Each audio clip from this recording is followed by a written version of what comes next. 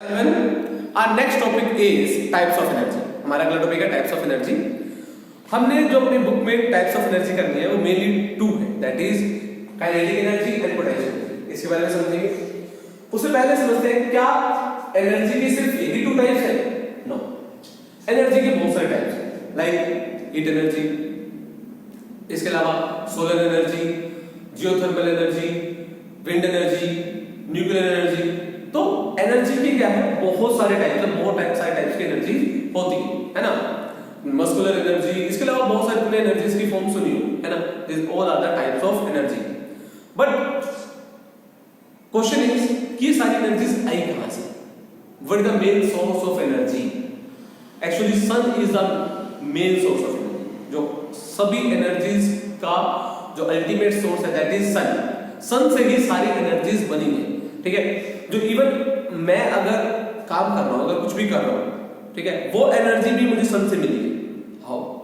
देखो, तुम्हें पता है जो प्लांट्स हैं वो अपना खाना, अपना फूड कैसे प्रिपेयर करते हैं? Because of the sunlight. अगर सनलाइट नहीं होगी तो जो प्लांट्स हैं क्या वो अपना फूड प्रिपेयर कर पाएंगे? नहीं।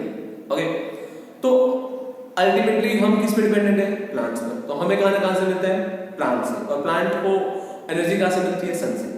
तो अल्टीमेटली हम भी किस पे डिपेंड हुए? सन पर। सिर्फ हम ही नहीं, इसके अलावा जो भी नेचर में जो भी एनर्जी है that is all because of sun. Wind energy या सोलर एनर्जी, थर्मल एनर्जी, किसी भी तरह की एनर्जी जो भी अर्थ पे एग्जिस्ट करती है that is all because of sun. Sun is the ultimate source of energy. Okay, और है क्या? देखो, एक form of energy, one form of energy can be converted to another, that is मैं एक और बात बताता हूँ law of conservation of energy के बारे में। Law of conservation of energy है क्या? Energy can neither be created not be destroyed. Energy जो सन से हमारे पास आ गई that can neither be created not be destroyed, ना तो हम उसे क्रिएट कर सकते हैं ना ही डिस्ट्रॉय कर सकते। तो वो बेसिकली हो क्या सकता है, सिर्फ एक फॉर्म से दूसरी फॉर्म में कन्वर्ट हो सकती है। वो सिर्फ एक फॉर्म से दूसरी फॉर्म में कन्वर्ट हो सकती है। That can be converted from one form to another form, that can not be created, that can not be destroyed. ना तो मैं इसे क्रिएट कर सकता ना ही डिस्ट्रॉय कर सकता। अब तुम कहोगे सर ऐसे कैसे हो सकता है? मान लेते हैं एक कोई भी ऑब्जेक्ट हीट अप हुआ है, उसके पास हीट एनर्जी है, थोड़ी देर बाद वो ठंडा हो गया, ठीक, तो उसकी एनर्जी कहां गई? तो उसकी एनर्जी एनवायरनमेंट में डिसिपेट हुई, उसकी एनर्जी एनवायरनमेंट में लेगी। क्लियर? और इसके अलावा भी जैसे यहां पर इस रूम में भी अगर लाइट्स ऑन है तो वो एनर्जी कहां से आ रही है? इलेक्ट्रिकल एनर्जी लाइट एनर्जी में कन्वर्ट हो रही है। यस और नो?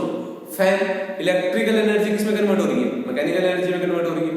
तो यहां पर सब सारी जगह क्या है? ट्रांसफॉर्मेशन है, एक एनर्जी दूसरी एनर्जी में कन्वर्ट हो रही है।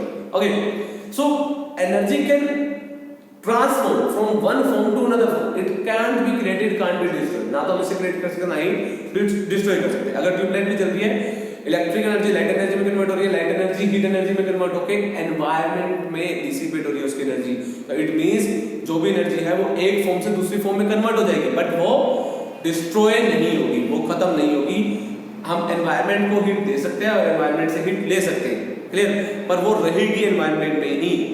तो energy can neither be created not be destroyed, it can only transform from one form to another, that is law of conservation of energy. ठीक है, तो जो हमने मेनली इस चैप्टर में फॉर्म्स ऑफ एनर्जी पढ़ी है वो क्या है? Kinetic energy and potential energy.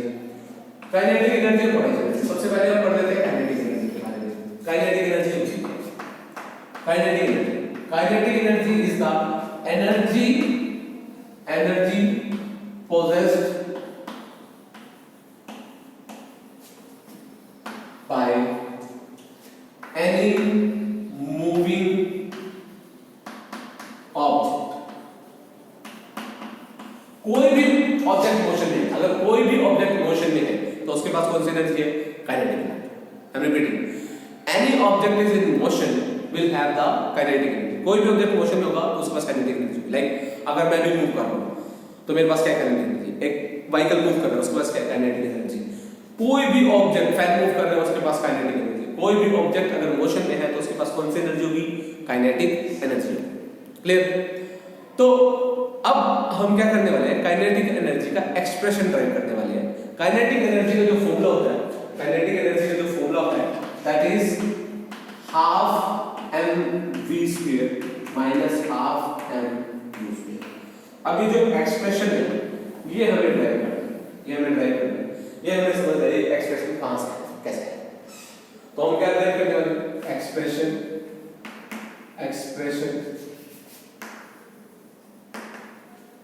For kinetic energy. अब इसको ड्राइव करने के लिए हम क्या करते हैं, सबसे पहले क्या करते हैं, हम कंसीडर कर लेते हैं there is an object of mass m, we are applying a force f on that. Beginning में the initial velocity of object is u, उसके पास बिगिनिंग में इनिशियल वेलोसिटी u थी। फोर्स लगाने के बाद ऑफ कोर्स उसकी वेलोसिटी बढ़ जाएगी। सपोज करते हैं फोर्स लगाने के बाद इन टाइम t उसकी जो वेलोसिटी थी वो क्या होगी v होगी, उसका मास m रहेगा। ठीक है, तो हम मान लेते हैं let mass of object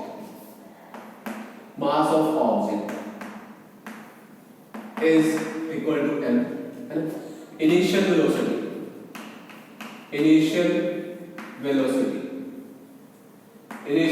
of object is u, final velocity is v, time taken जो से टाइम लिया इनिशियल वेलोसिटी को फाइनल वेलोसिटी में चले, मतलब u से v होने में जितना उसने टाइम लिया that is cos t। clear? now I have to find the kinetic energy। अब जैसे मैंने वीडियो में बताया था कि एक ऑब्जेक्ट को एनर्जी मिलेगी कहां से, जो मैंने उसको मस्कुलर एनर्जी से, है ना, अपने एनर्जी से उसको फोर्स लगाया, है ना, वही एनर्जी उसके पास होगी ऑफ कोर्स। अब उस एनर्जी की वजह से वो ऑब्जेक्ट वक्र करेगा, यानी जो एनर्जी मैं दूंगा उसे वही वक्र में कन्वर्ट होगी। अगर मैं वक्र कैलकुलेट करूं तो अल्टीमेटली मुझे ये पता चल जाएगा उसके पास कितनी काइनेटिक एनर्जी है। तो मैं क्या करने वाला हूं, मैं वक्र कैलकुलेट करने वाला हूं। तो वक्र वो ऑब्जेक्ट करेगा, उसका जो हमें फॉर्मूला पता है वो क्या है, फोर्स इनटू डिस्प्लेसमेंट। यहां पर फोर्स किसी एंगल पर नहीं लग रहा, फोर्स और डिस्प्लेसमेंट सेम डायरेक्शन हो गए, तो यहां पर F इनटू S है ना। अच्छा, अब मुझे न्यूटन के सेकंड लॉ के अकॉर्डिंग पता है F इज इक्वल टू क्या होता है ma, और S क्या होता है Newton equation third equation motion से, that is v square minus u square upon 2। ठीक है, ये इक्वेशन 1 है, ये इक्वेशन 2।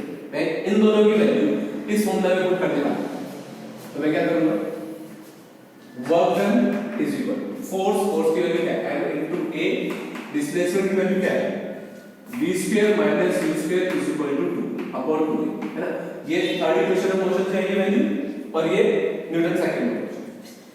a से a कैंसिल हो जाएगा, तो वर्क डन किसके बराबर है m into v square m square minus m u square divide by 2।